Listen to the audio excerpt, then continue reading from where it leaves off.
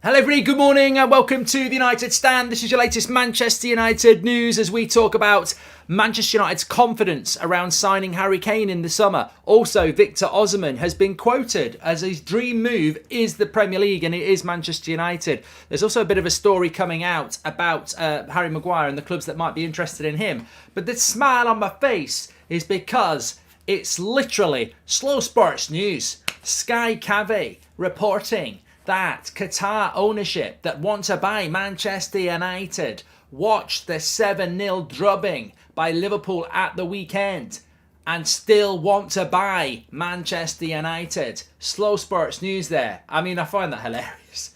I mean, imagine if they lose. Imagine if they watched us. Like, they've already put a bid in of about 4.5 billion. We lose 7-0. Don't want them anymore. Don't want them anymore. But what's he doing bringing McTominay on? Don't want him anymore. Today is the 7th. I'm getting insane PTSD. Says, just keep it. Yeah, but flip it around. We're 7 points ahead of Liverpool. Like, you know, we lost 7-0. We've got to own it. We're going to have to move on if you can. But look, there's lots to talk about on the show this morning. But that tickled me a little bit. And not a lot has tickled me lately. But yeah, Sky Cave on Sky saying that Altani watched Man United lose 7-0 at the weekend and still wants to buy us. I mean, I'd be very, very worried if he didn't. I mean, you know, we are still third in the league. We have just won a trophy. No, I don't want to buy them anymore. They're rubbish. They've lost 7-0 at Anfield. But it's interesting. I'm not adding a countdown to intro my live streams, Chunky. No, I hate countdowns. They're so Twitch. They're so 2016. I don't like countdowns on streams. I think they're ignorant. I think they're arrogant, and I think they demean your non-live stream audience who just get bored waiting. I don't like countdowns. You've pulled me in on something I didn't think I was going to talk about. I don't like countdowns on streams, and we're not going to have them on here. So whether that's good news or bad news, there you go. Anyway. The last bit of anger and embarrassment was spent yesterday. We moved, says Andreas. Right, let's get on with the show. There's lots to get in with on the show today. Let's flash it up straight away on the screen for you so you can see where we're going to start. I'm going to stop that now. But there is a story about Harry Kane, but I want to start off with a more positive story for me. This is coming in from Victor Osimhen. He says, I'm working hard to make sure that I achieve my dream of playing in the Premier League one day. It's a process. I just want to keep on the momentum. Serie A is in one of the top 5 leagues in the world, and it's an amazing feeling for me. We've also got an update from Jurrien Timber about a potential move to Manchester United in the summer. But that's really big. Now, I've got to say, I don't mind talking about the takeover a little bit late in the show, but I have said this a few times. There's certain creators out there, and I'm not just talking about YouTube, I'm talking about journalists, I'm talking about the mainstream, who wake up every morning at the moment and think, how can I reword a title about the ownership? Like, there's literally nothing to report at the moment, and it's just the same story every day. There is so much more to talk about. We've lost to Liverpool. We've got a massive game on Thursday. There's a transfer window coming up very, very, very soon. We're very close to the international break, which is when the January transfer window, the summer transfer window really kicks off. Clubs are talking to players. Man United are talking to players. We need a striker. You've got a striker there that's many people's number one choice, and we'll do a poll in a minute, Kane or Osimhen. But that is many people's choice to sign for Manchester United, or one of them. He's basically saying my dream is to play in the Premier League, and he's ranked the current league that he's in the top 5 in Europe. That says nothing and everything to me. If he's playing for Man United and he's saying my dream is to play in La Liga, you know he's talking about Real Madrid or Barcelona. And if he's putting the Premier League in the top 5, it's not particularly high, is it? Because let's be honest, the Premier League's the best league in the world by a long way. What's the second best league in the world?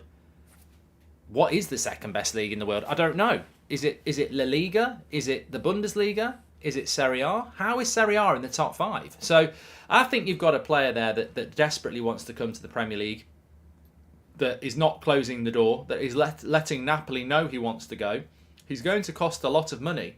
I think he's probably a Man United fan, for whatever that means. But look, there's a big opportunity there. And it's whether Manchester United want to get in that race or they want to continue with the Harry Kane obsession.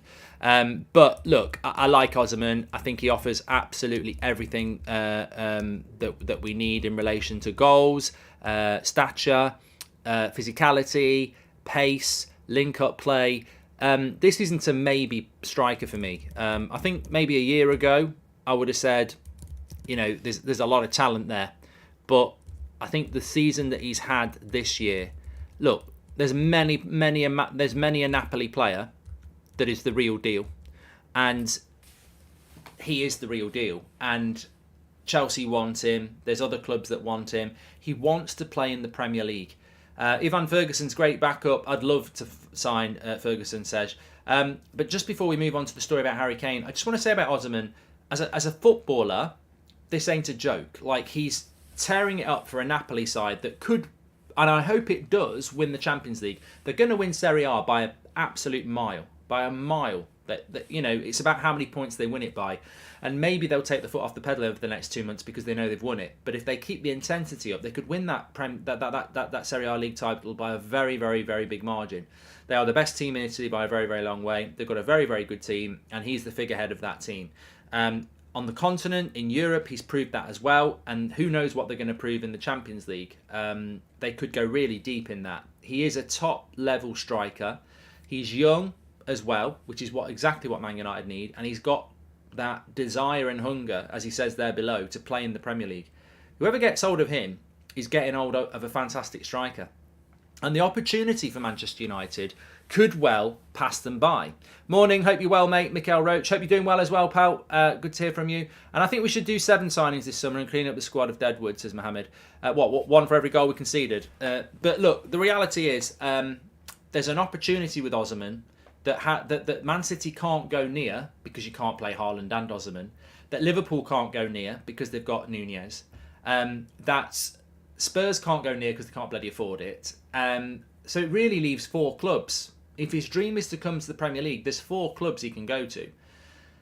Manchester United, Chelsea, Arsenal and Newcastle. Now, if Newcastle are not in the Champions League, forget about it. And I don't think they will be. So that's down to 3 clubs this summer. Have Arsenal got £120 million to spend on a striker when they've just bought Jesus? I don't think they have. It puts it down to 2 clubs, Chelsea or Manchester United this summer for Victor Osimhen. Now, we're going to lose that battle. I will tell you for free. We're going to lose that battle based on evidence. Our negotiating recruitment team would lose a transfer with bloody Everton, let's be honest. We're not going to go toe-to-toe with Chelsea and their current guys. So I think if I was Qatar or I was Sir Jim and I was buying Man United, I would listen to that and I'd be on it now. I'd be making things happen, because if we want to get this player who could be a world-class striker for us for the next 5 years and still not be 30, then we need to be all over that. I don't think we will be, but I think some people are acting like this signing of Osimhen is a pretense that he's not that good, it's not that important if we miss out on him. He wants to come to the Premier League. He doesn't want to go to Real Madrid or Barcelona. He wants to come to the Premier League, and there's only 2 places he can go: Man United or Chelsea. You've got to get yourself in that race, because if he does go to Chelsea, I think he'll be the missing piece. Do United play like Napoli? When we recruit players, we need to make sure we're getting players that we can play to their strengths, as HKN Music. Well, if you actually watch Napoli, I wouldn't say that they're identical to Manchester United, but they're certainly not typically Italian. The reason that they're so good in Europe is, and Italian teams aren't very good in Europe at the moment. The reason they're so good in Europe is because they play a brand of football that is far more progressive than your typical Italian sort of pragmatic approach. And to their credit, AC Milan can do that, although they're struggling at the moment. So, look, I think Napoli's style of football, you could drop them into the Premier League and they do very well. They are a very energetic, tenacious side who move the ball quickly. You saw it against Liverpool. Like, that Liverpool game back in the autumn in Italy was like a Premier League game. And they absolutely devoured Liverpool. They had destroyed them. Intense football, quick football, very Premier League-esque football. So yeah, I think Osimhen would fit in the Premier League. And more importantly, remember, this is season 1 for Ten Hag. There is a progression with Manchester United. I've seen some analysis of the game on Sunday, which was absolutely bang on, but I think it actually is probably one of those games where tactically analysing it is irrelevant. The first half, I spoke about it on the Watch Along Live. Anthony left Robertson and our left-hand side got destroyed and overrun. And that's why they got the goal, but it was 1-0 at half-time. Second half, You can talk about press, you can talk about positions, but we just gave up. I think there is still a lot of work to do with this team around the midfield and the attack, and I think Victor Osimhen would work really well. For me, it depends on balancing Osimhen cost versus number of signings we need. 100% need, like striker, centre midfield. Sounds like they're looking for a goalkeeper too, according to some, says SK.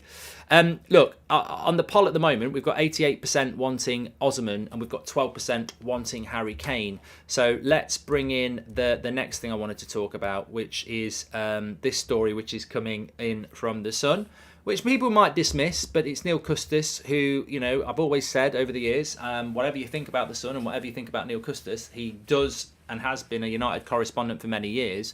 So Manchester United are confident of signing Harry Kane this summer. With contact already made, United made contact with Kane's camp through a third party. Now, what I would say about Harry Kane is that I've said this for quite a while, haven't I? I'm convinced that Manchester United are going to do this deal.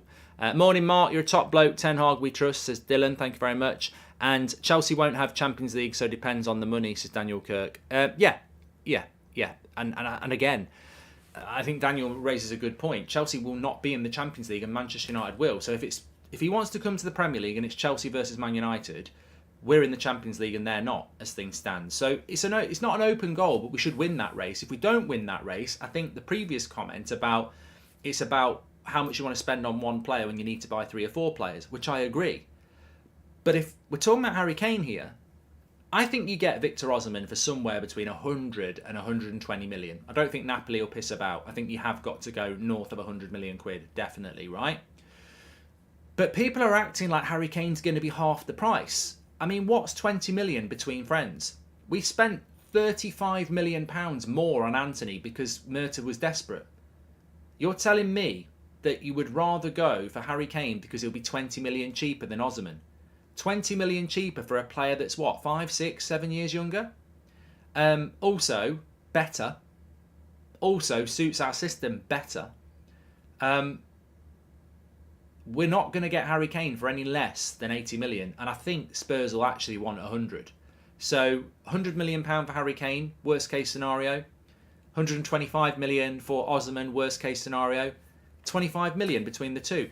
I think that's something that's sort of hanging around here, that people are going, well, Harry Kane's the better option because he's cheaper. But it's not massively cheaper, 25 million quid. Briz, welcome to the Members Club. You're a national treasure, says Ike. Thank you very much. And Mark, I can't see Eric Sevenhaag out my head. Unfortunately, the debate of Arsenal defence and our defence is over. Hope we hold on to top 4, says Jack. Yeah, look, you know, all talk about best defence has to disappear, you're right. Let's end the poll. 88% wanted Osimhen. I've just missed the super chat. Eric Ten Hag would pay an extra 50 million for Kane, says Robert McCormack. He's in the house. Robert, I hope you're all right. I've not heard from you for a while. I've had a hunch that we'll go for Harry Kane for a very long time. I wouldn't doubt that has got some semblance of truth in it. I know for a fact that Manchester United's recruitment department have been pushing for Harry Kane for about 4 years. Maybe even far as Mourinho days. So this is a legacy signing. It's a player that United... And people talk about Ten Hag being a manager that's only been there for a year, an assistant coach has only been there for a year, etc. But there are still a lot of people in that club who've been there for a long time. John Murtagh's been there since the David Moyes days. There are a lot of scouts who've been there since the David Moyes days. There's a lot of people in that club who've been there for years and years and years who are involved in recruitment.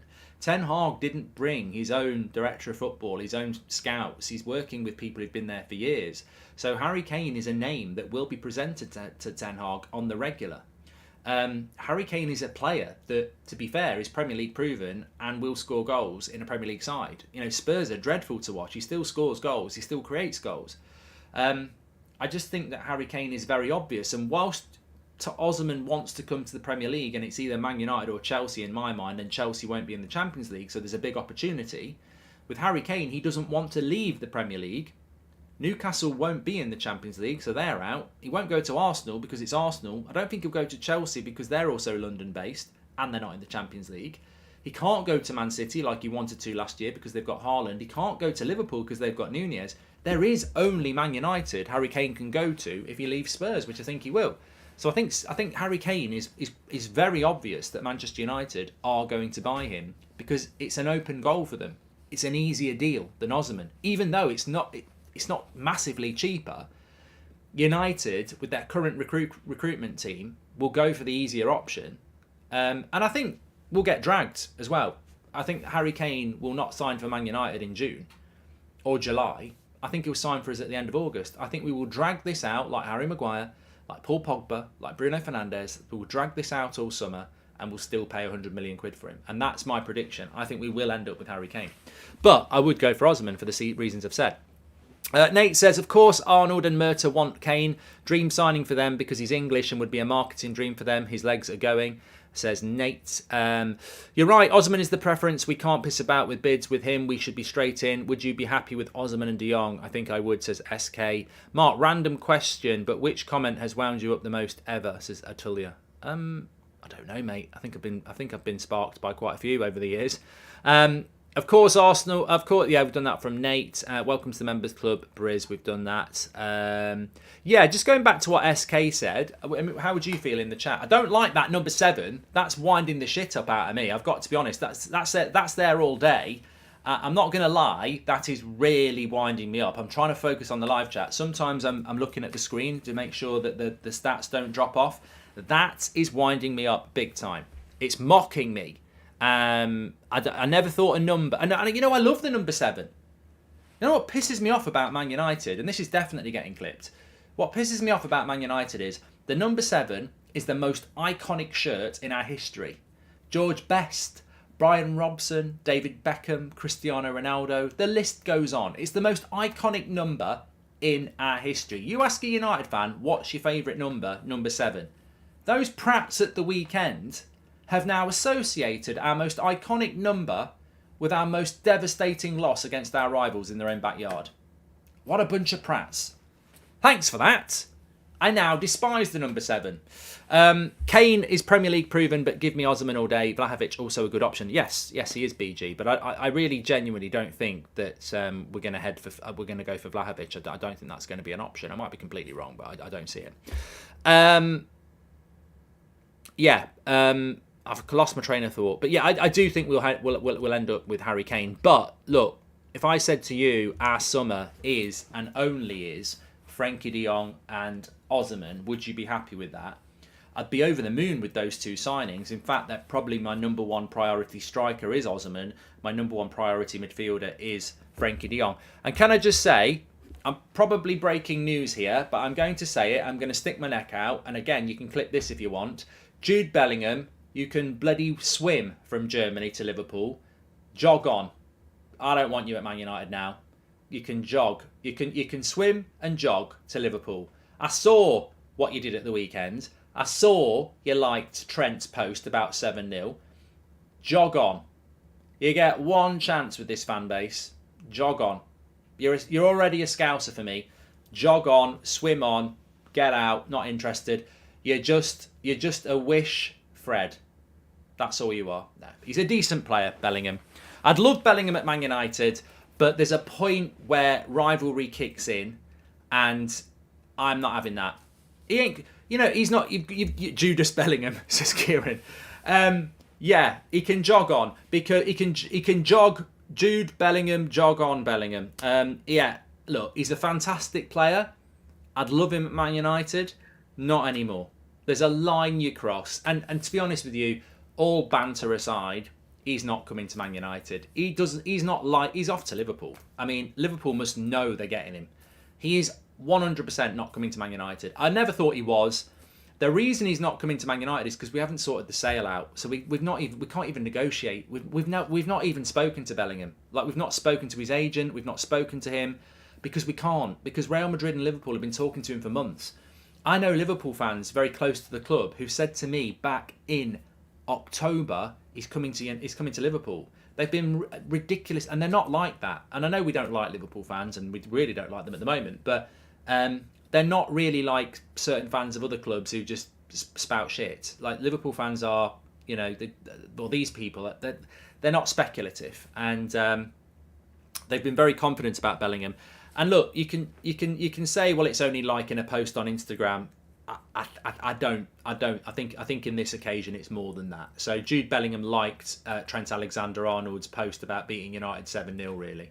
Yeah, I think he's off to Liverpool. I think we all know that. He's got a great relationship with Jordan Henderson, and I think he's off to Liverpool. Hashtag deal with it, because you're not going to like him next season. That's what rivalry is. Fantastic player, but he ain't coming to us, and Frankie de Jong's better anyway. Why would the Glazers pay like 80 million plus for Kane or Osimhen? Don't think this proved they truly don't want to sell the club, as 80 million on a club they're selling. Nathan, we won't be owned by the Glazers in the summer. I think that's what people are talking about. Those Prats couldn't stop attacking when they were 6-0 down. At least don't ruin this number 7, says Karish. And hearing a lot of buzz around Kudos. He can play false 9-10. Where would Ten Hag play him, says HK and Music. There are other options out there, but as I say, I think we'll probably end up with Harry Kane. But I just want to finish on that point. Would I be happy with Osimhen and de Jong being our only summer signings? I'd be over the moon, because they're my number 1 targets. But I got to say this in all honesty, I wouldn't be happy with that, because we have to buy at least 4 players in the summer. We need at least 4 signings in the summer. So if you got me de Jong and Osimhen, it's not enough. We desperately need another centre-back. You know, I look at that game on Sunday, and Varane and Martinez have been immaculate this season, but they were terrible. There was no one on the bench to bring on. You don't bring Harry Maguire on into that game. Lindelof wasn't even on the bench. Like, we need another top quality centre-back to keep Varane and Martinez on their toes. Alex Crook is saying that on TalkSport that Manchester United scouted Leipzig-bound Sesko at the weekend. I don't dispute that. I'm sure Alex Crook is correct. What I would say is that Man United probably scouted somewhere between 20 and 50 players at the weekend. Fact. That's how it works. So I could say to you, Man United scouted Ramos at the weekend for Benfica, and they probably did. We've got scouts out all over the world every weekend, and it will be between 20 and 50 people. Not always physically as well. You know, sometimes the scouting missions are done with, they're done with the actual footage of the game, multiple camera footage. You wouldn't believe how football works. We went to Barcelona with 10 analysts, didn't we? You know, football, we're scouting hundreds of players every month. So we will have scouted Sesko. Nabil Fekir is unavailable for Betis due to injury. Okay.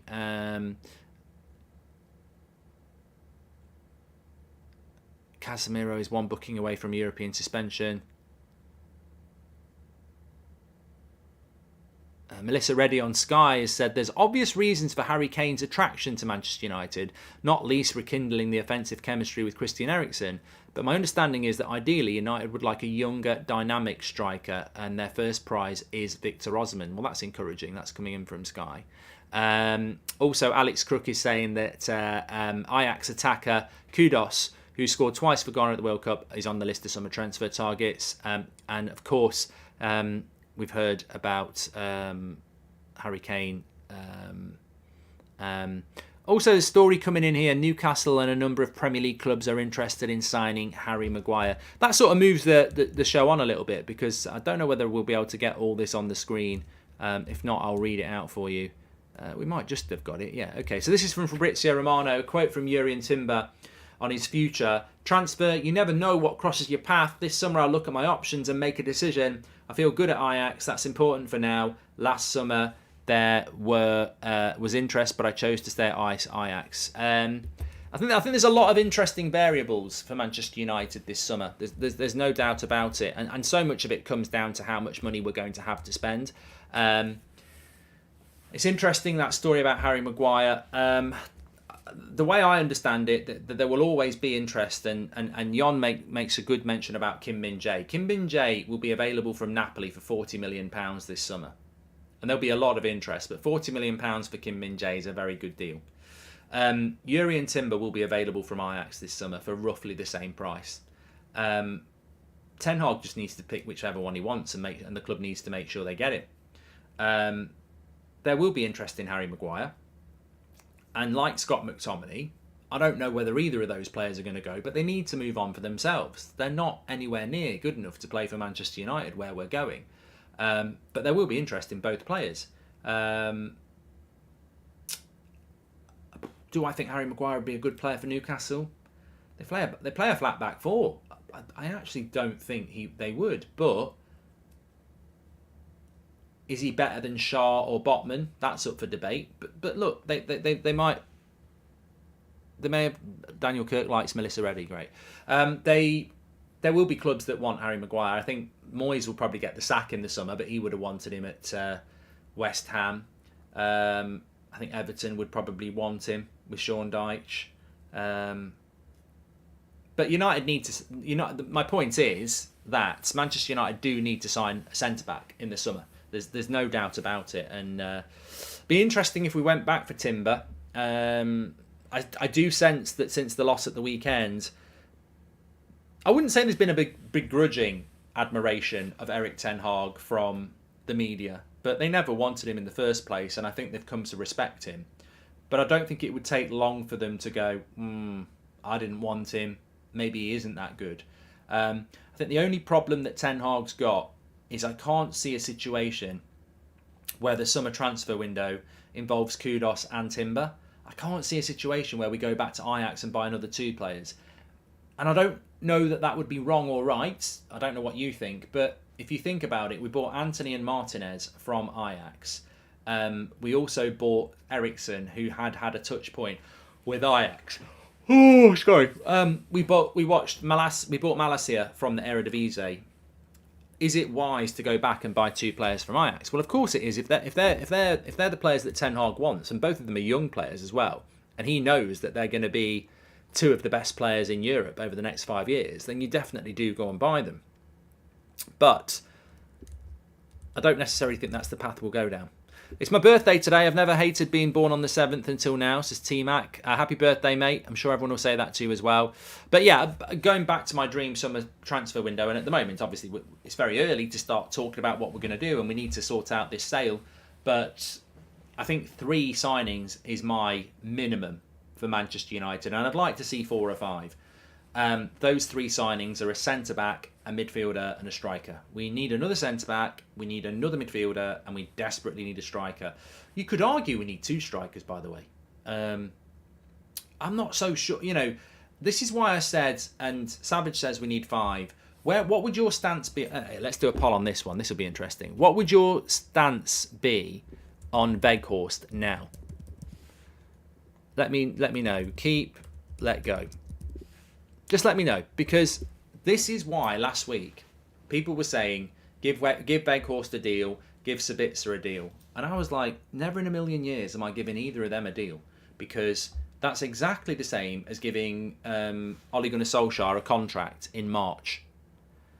Everyone was singing Ollie's at the wheel. We gave him a contract. We had a load of bad results in April, and people regretted it.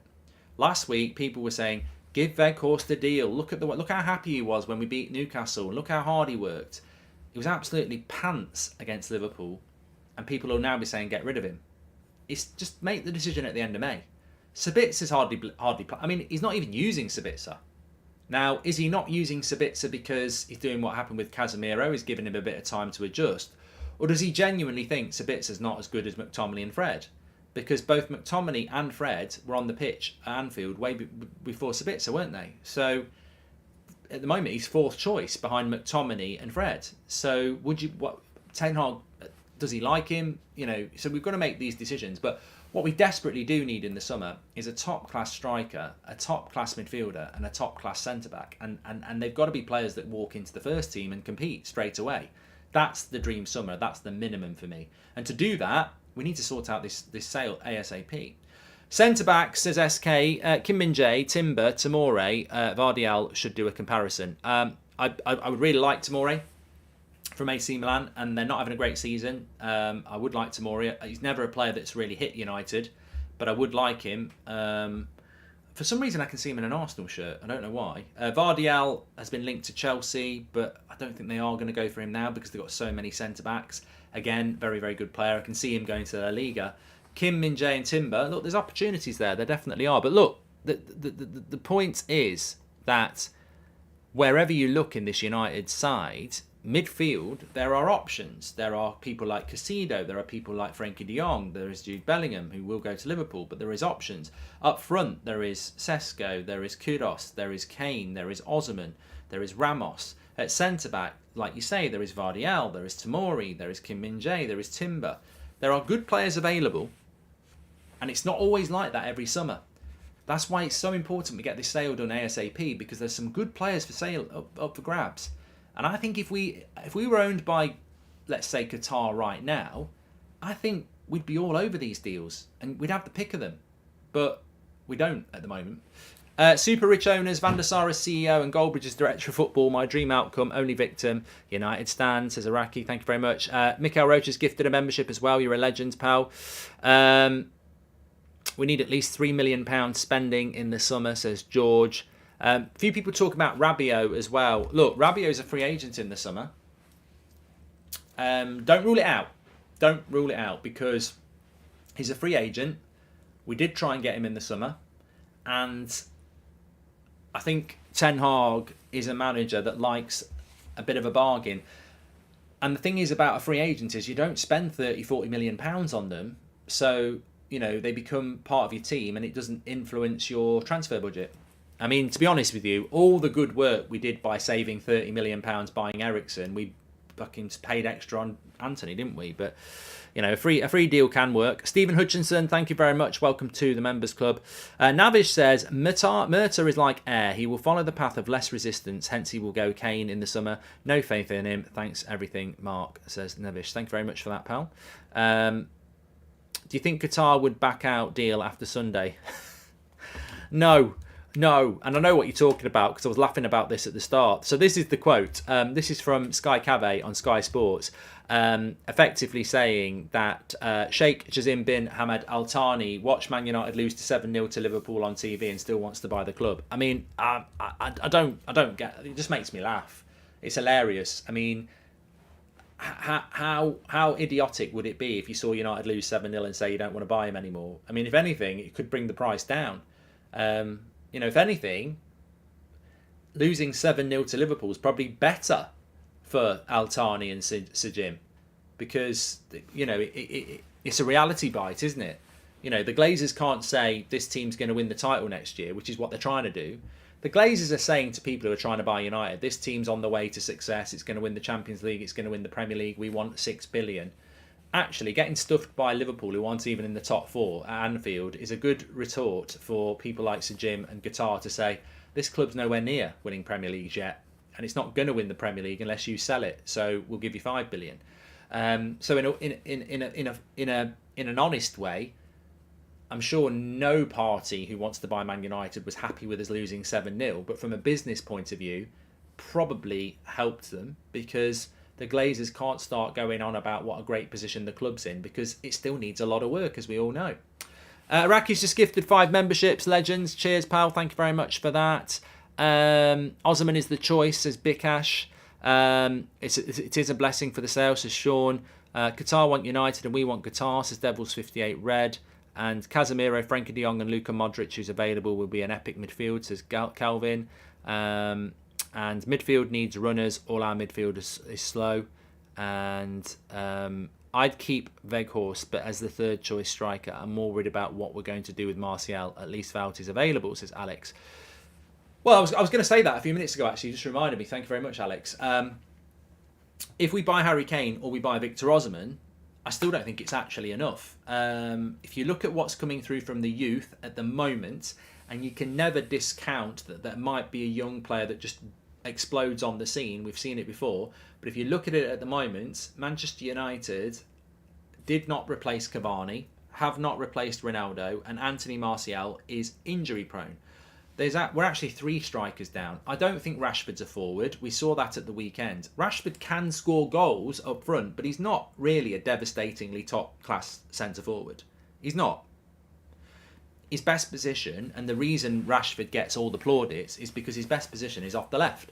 He's not a world-class striker. He might become that, but he's not at the moment. And also, we need him off the left.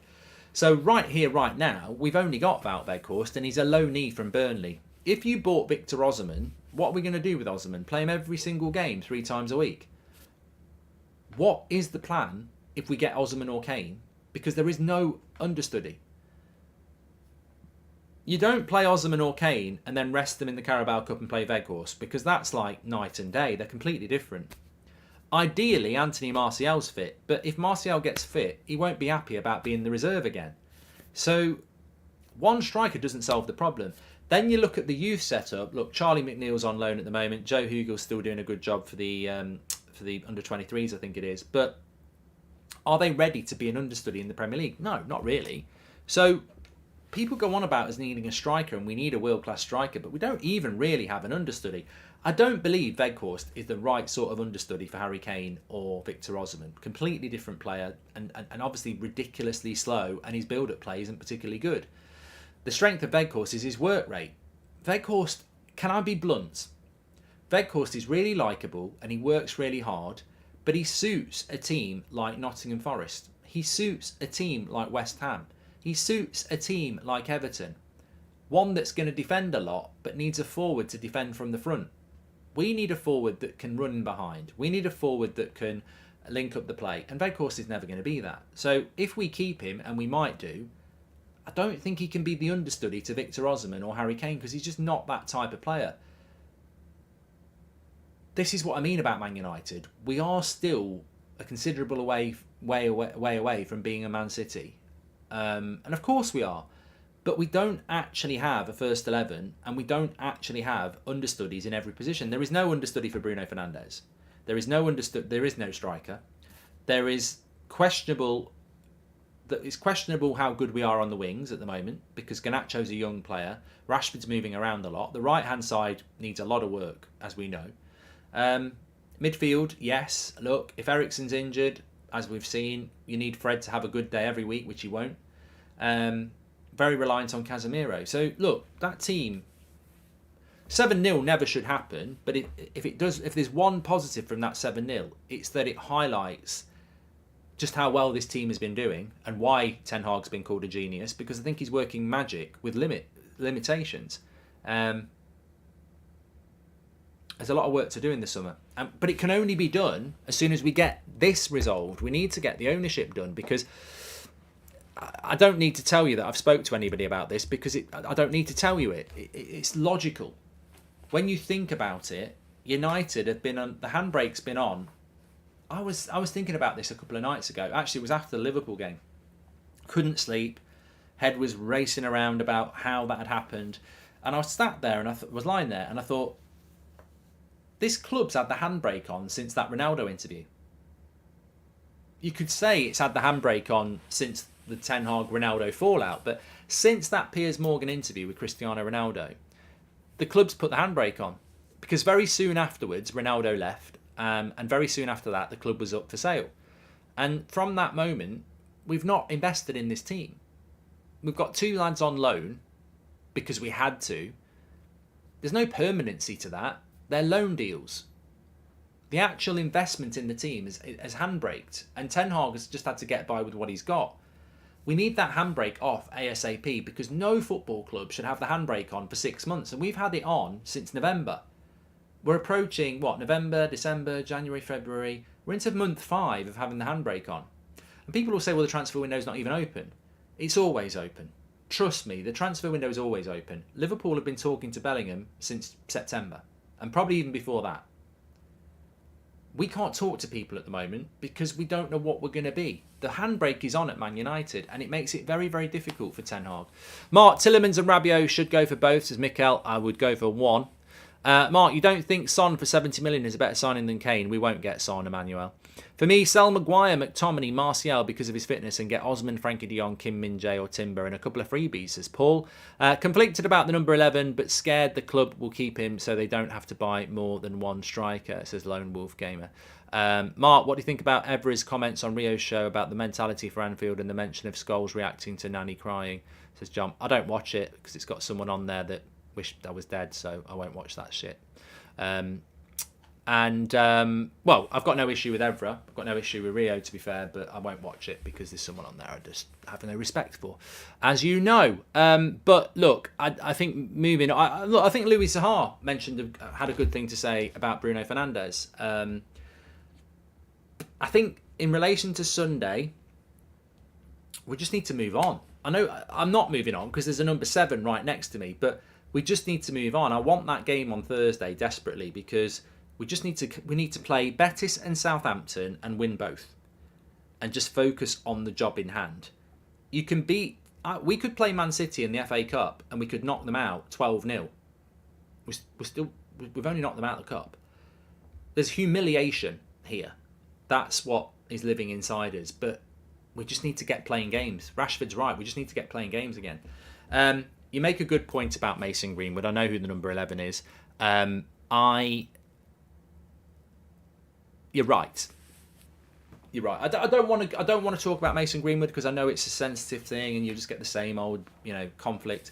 But we're talking about forward options. We're talking about Manchester United. We're talking about a club that's very motivated by money, and we're talking about a game that has no morals. We haven't got enough forwards, and there's a forward there. I don't know what's going to happen, but 2 + 2 sometimes is 4. They could solve their striker depth issues very easily, couldn't they? They'll lose a lot of respect by doing it. They will. Whether you think it's the right thing or not, they'll lose a lot of respect within the fan base, externally in football. But you can't rule it out, because they will consider the value of a player that's a decent footballer that solves a lot of depth attacking issues. That's United's decision to make. Until they make that decision, I'm not really interested in telling you what I think about it. But yeah, you've got to bear it in mind that there's no morals in football. So of course they'll look at it. Mark, how much should we spend in the summer? Says Edward. How long's a piece of string? I mean, look, how much? I would hope we spend 300 million if we can raise 100 million in sales. So 300 million, you get an Osimhen for about 120, you get a De Jong for about 80. That's 200 million gone.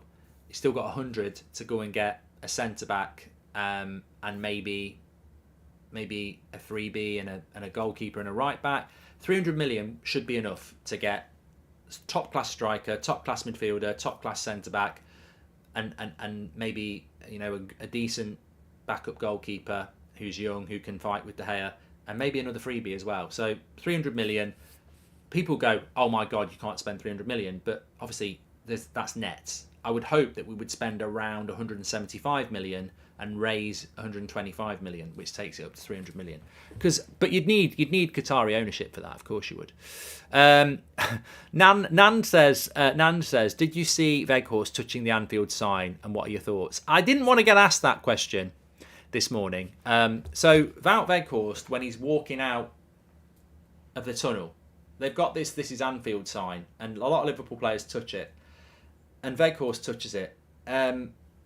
Is he taking the piss? Do a lot of rival players do that just to say they've done it? Has any United player ever done it? I mean, it's either a really big thing or it's a really little thing. I don't want to individualise that performance on Sunday, so for me, I'm going to file it as a little thing. But it's not the best thing to do in a Man United shirt. He might not be the only one who's done it in the past. I don't know. But you know what social media is like these days. It captures everything. It's not a good look to be touching "This is Anfield" when you're in a Man United shirt. But he might say I was doing it ironically.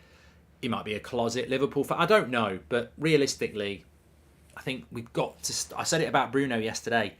Let's not individualise this. It was a collective mess, and the players need to realise that.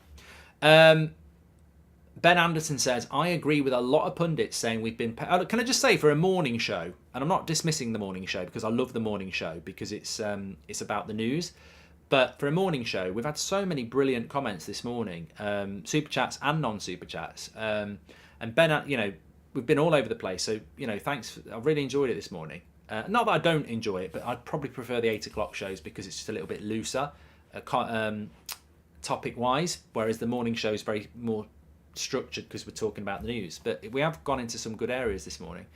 Ben Anderson says, I agree with a lot of pundits saying we have been papering over the cracks. Barcelona, could say papering over the craps as well. Barcelona, have you ever papered over a crap? Not flushed it? After you've wiped. Anyway, Barcelona first leg aside, we haven't played well enough. Changes needed, says Ben. No, Ben, I don't think anybody disagree, and I don't think it's pundits who've hit on anything there. You should respect yourself. You've been doing it for weeks, all of you. I think we should get Osimhen and Ferguson as an understatement. I'd love Ferguson at Manchester United, Martina. Absolutely love it. But we have been papering over the cracks. It's not breaking news. It's slow sports news. We've been talking about this. We know. I said this yesterday. You can't call Ten Hag a genius and a mastermind unless you appreciate how difficult the job has been and how many changes he has to make in the game and how tired this team is. And that's not an excuse for Sunday tiredness, by the way. I'm not having that. But Pep doesn't get called a genius every week now because he's built a team. He's got an open checkbook. He's not a genius if he's losing 1-0 at half time and then goes and wins 3-1. It's an expectation because he's got the squad and the know-how to do it. The reason Ten Hag's been labelled a genius is because in the first half against Leicester, we should have been 2 or 3-0 down. We were winning 1-0 and then we destroyed them in the second half because he changed it tactically. But we could have easily been losing to Leicester. Like, De Gea made 2 worldies. Leeds away, they came out for the first 15 minutes of the second half and they battered us. We won the game. So, of course, we've ridden a bit of luck. Of course, we've papered the cracks. We've defended well up until Sunday. You know, the keeper is part of the team. If he makes those saves, he makes those saves. That's his job. He's got to be world class to do it. You know, if we're putting the blocks in, the last ditch tackles, they're paid to do that. But look, we've not been playing dominant, scintillating football for the last 3 months. We've worked hard as a team. We've grinded out results. And occasionally, Ten Hag tweaks something and will dominate someone. We have been papering the cracks. But we've had to do that because the handbrake's been on. We didn't buy anybody in January. We don't have a massive squad. The squad that we've got, beyond about 7 or 8 players, probably aren't good enough. And Ten Hag has worked a miracle, winning game after game after game. I don't think anyone disputes that we've papered the cracks a bit, but that's not a criticism. That's actually a praise point for the team and the manager that they've won so many games in the situation we've been in. And defeats were definitely coming. They were definitely coming. Overdue maybe, but you know, they were coming. It's just the manner of that defeat. What do you think about Weghorst? I've done that one from DK, rubbing it in the salt in the wound. I get ex-players of other clubs using this result to bash us. I'm sick of so-called legends of our club creating stories that only hurt and don't help us, says Aram. Mark, Weghorst is a good substitute in the future for me and good around the group. I feel he's got a bright attitude and personality. He's a likeable guy, Stephen. You know what? Just going back to that point from Aram there, I sort of brushed over it. So I get ex-players of other clubs using this result to bash us, sick of so-called legends of our club creating stories that only hurt and don't help. Look, Ali McCoist won an award last night as the best pundit with the Sports Journalism Awards. I went on TalkSport this morning at 8 o'clock on the TalkSport breakfast show with Ali McCoist and Laura Woods. And they were asking me about Bruno. And first of all, I said to Ali McCoist, I said, you thoroughly deserve Pundit of the Year award because I do That's Football and I do United Stand in front of thousands of people and you always get mentioned as the best pundit. So well done. I'm really, really, you've done great to get that. He went in on Bruno and I said, look, I've got no problem with you as a rival because you don't support Man United going in on Bruno Fernandes. He is a bit of a shithouse, 100%. He is petulant, 100%. But what I have a problem with is ex-United players or United journalists or United fans doing it because he's our player and we know he's been like that for 2 years. And when we're winning, it's fine. But, you know, it was a disgrace, as I said last night, to start making up stories about him wanting to come off when he 100% didn't. There's been no apology from any of those people. They're all happy to gob off when they're right, but there's been no apology. And for me, look, it's difficult because I go on TalkSport. My bread and butter is this. I love the United Stand community. And, you know, if you don't like it, you don't have to watch it. And if you do like it, you don't have to agree. That's absolutely what we're talking about here. But these people are... It's not right. It's not right. They put themselves in the public arena. They earn the money. They gob off. But when they're called out, 1, they don't apologise. And 2... you know, they won't debate it. They're scared to debate it. Like, I would happily go and sit down and speak to these people, and you can film it. And they might beat me in the debate. People might agree with them, but they're terrified of doing it. They won't do it because, like I say, they're happy to have they want their opinion, they want the plaudits, they want the millions of followers, they want the millions in the bank, but they're riddled with bias. And if they get called out and they get proved wrong, I'm not apologising. It's the same thing we had with Solskjaer. I'll never forget that. They spent years slagging off Mourinho, any other manager of any other club. Solskjaer ran the club into the ground. I will not do it. I will not slag him off because he's a mate. And that was fit. For me at that point, and they wouldn't expose themselves to people like me to actually have a conversation about it, or anybody else like me. That for me was where I was like, there's a real problem. There's a real problem here because we are idolising people who used to be legends on the pitch, but as pundits, they are one-sided, closed shops who will surround themselves with people who say what they say and lick their arse, but they will not put themselves in a situation where, one, they accept they're wrong, or two, have a proper debate. I'm not scared of that. You're not scared of that. Imagine the interest in having a proper debate about something we all care about, but they won't. You won't even get an apology for that. I can't even believe that a captain of this football club has been accused of wanting to come off the pitch when he didn't, and there's not been an official apology from Sky for that coming out. You're damaging a player's reputation on a lie. I guarantee you, if I'd said, after the United game at the weekend, if Harry Maguire had played, and I'd said, look at Maguire wanting to come off, it would go viral with, you need to apologise, he didn't want to come off. And I would do it. But we're not getting that, are we? It's just... They're a closed shop. They're a closed shop on their opinion, and they're a closed shop on their terrified. And look, I'll use myself as an example. I hate doing this because I think it comes across as arrogance. But there's certain people in this industry who operate in the same industry as me who were terrified of sitting down and having a debate with me. And that's a fact. You know, some people do. I've been on this morning talking to the Pundit of the Year, Ali McCoist. I completely disagreed with him. I said, I don't agree with you about Bruno Fernandes. It was fine. It was amicable. There was respect, certainly from my side. I don't know whether he respects me, but it was a nice little chat. That's what fans want. They want an open door. They don't want a closed shop, mate rates. Don't work with them. Don't talk to them. Don't ever put me in a room with them. And unfortunately, that's what exists in this industry. It's existed for 7 years. But when you're getting it as wrong as they are, it's damaging. And it's damaging our club at the moment. You could use Weghorst as a Divock Origi because Origi... Yeah, I like that, Nathan. I do like that. I think you've got a great point there. I think Weghorst, if he stays at United, he would be an Origi. You know, limited player, but he gives everything and he's capable of causing, you know, big moments. Anyway, look, I've gone on and on and on and on and on and on. Nicholas has come out with a great question here, and I'll ask it to everybody. Do you trust these players anymore? What a question. Because I've said this for a long time. I didn't trust these players, and then this season, I think amazingly, so many of them have turned it around, and I trust them again. And that's a great question, because if you'd said to me last week, "Do you trust these players?" I'd have said they've turned it around. Yes, I think on Sunday they broke that trust, but I still believe in them. I don't trust them, but I believe in them. I think as long as they open their minds and don't blame shift, and they collectively take the blame instead of pushing it onto someone else, they need to sit down. And what I really liked about yesterday was this story about the psychologist. I look at that United side, and if they want to stop that happening again, they need to open their minds as to why it's happening. And what's happening is, when it's 2-0 and they realise the game's probably gone, they give up. If they can solve that, then I will trust them. They can't have another 4-0 or above. We can't. Let's put it this way. This bunch of players cannot lose a game by 3 goals or more in the next 6 months. They can't.